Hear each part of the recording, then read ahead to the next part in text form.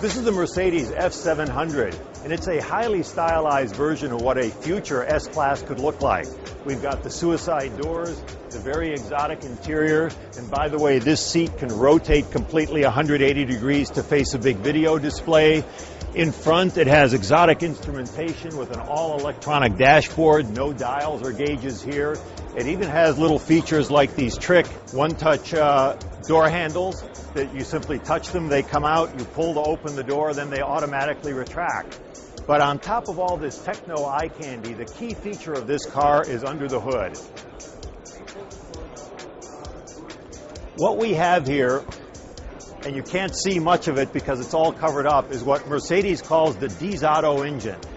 D's for diesel and Auto for auto cycle, which is the conventional gasoline engine. And what this really is what the rest of the industry calls an HCCI engine, homogeneous charge compression ignition. At high power settings and high RPM, it operates like a conventional gasoline engine.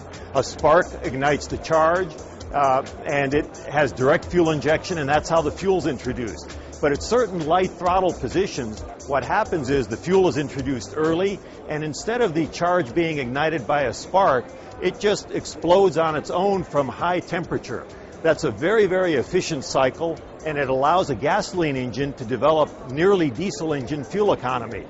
In this case, the engine is quite small. It's only a 4-cylinder engine, 1.8 liters. It has 2 turbochargers, a small one and a big one, to make sure there's no turbo lag at the low end. But it generates 238 horsepower, which is enough horsepower to motivate this large car at acceptable levels of performance, and can produce 40 miles per gallon at the same time. It's a wonderful combination of performance and fuel economy, but it's still not quite ready to go.